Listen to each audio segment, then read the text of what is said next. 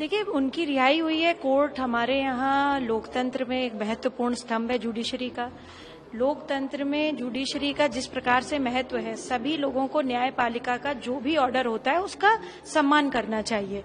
दूसरा भाव ये कहती हूँ कि बीजेपी का इसमें कोई लेना देना नहीं है। भारतीय जनता पार्टी ने ना उनको जेल में भिजवाया, ना उनको जेल से छुड़ाने का काम बीजेपी का है। ये कोर्ट का प्रोसीडिंग है, कोर्ट के तहत चलने दें।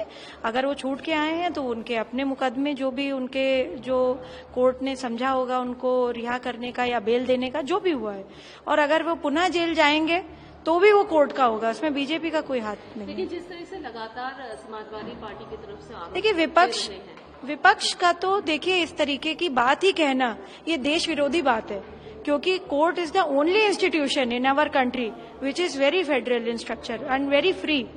हर व्यक्ति, जब आप कोर्ट का जो जस्टिस की आप मूर्ति भी देखते हैं तो एक ऐसी महिला का एक उसमें स्टैचू बना है जिसके आंखों पे पट्टी है और हाथ में तराजू है। तो यानी कि कोर्ट प्रोसीडिंग में आपके सबूतों पर तय होता है कि क्या चीजें सही हैं, क्या चीजें गलत हैं, क्या एविडेंस है, वो सारी चीजें भाई कोर्ट देखता है। इसमें बीजेपी पे क्यों भाई आरोप लगा रहा है विपक्ष? ये तो बहुत गलत बात है ना। इस तरीके की बात तो करना मतलब आपको देश के संविधान पे ही भरोसा नहीं है, आपको किसी प्रकार का भरोसा इस बात पे नहीं है कि हमारे कंट्री में एक ऐसा स्ट्रक्चर है, जुडिशरी जैसा एपेक्स बॉडी है जिसकी हम सब लोग बहुत रिस्पेक्ट करते हैं। आम जनमानस को कहीं से न्याय नहीं मिलता तो गुहार लगाता है भाई हम कोर्ट चले जाएंगे।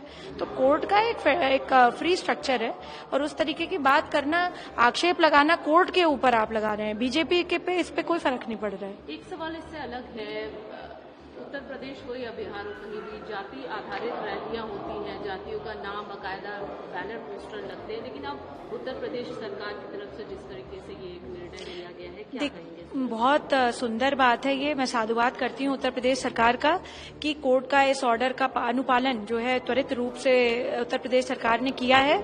और सर्वप्रथम हमारा ये बात छुपी नहीं है, ये एविडेंस है, एविडेंशियल रिकॉर्ड्स हैं इसके, कि जातिगत आधार पर बहुत सारे चीजों पे डिस्क्रिमिनेशन हुआ है, चाहे वो नौकरी देने में हो, चाहे वो कोर्ट की प्रोसीडिंग्स में हो। यानी मतलब जब पुलिस केस लिखती है तो उसमें इस तरीके का भाव आता है। दूसरी बात तो भाई मैं ये कहूंगी कि हमारा देश जातिगत आधार पे बहुत पीछे गया। हम लोग तो इसी बात की अच्छी बात है कि भाई जातियां का नाम ही ना लिखा जाए और एक तरह से फ्री एंड फेयर सिस्टम से जज करें बाय द वर्च्यू कि भाई उसने सही किया है कि गलत किया है, तो उस पे हो आधार पे। एक सवाल ये कि उत्तर प्रदेश की राजनीति इससे अलग तो जा नहीं सकती, हमेशा जातियों पर वोट पड़ती है। देखिए, देश की पॉलिटिकल कॉल्ड्रॉन है, यानी देश की पॉलिटिकल कढ़ाई है उत्तर प्रदेश।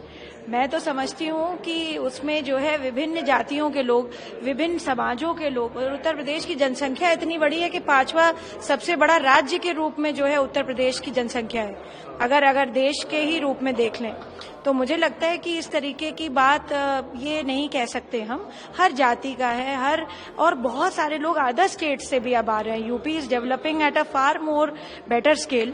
इतने लोग आ रहे हैं, मुझे नहीं लगता कि इस प्रकार की कोई भी बात है। और डेफिनेटली अगर बात थी भी तो वो आज से खत्म हो गई, क्योंकि उत्तर प्रदेश सरकार ने इस तरीके का अनुपालन जो किया है कोर्ट के आदेशों का, किसी भी तरीके से जातिगत आधार पर डिस्क्रिमिनेट नहीं करेगा कोई।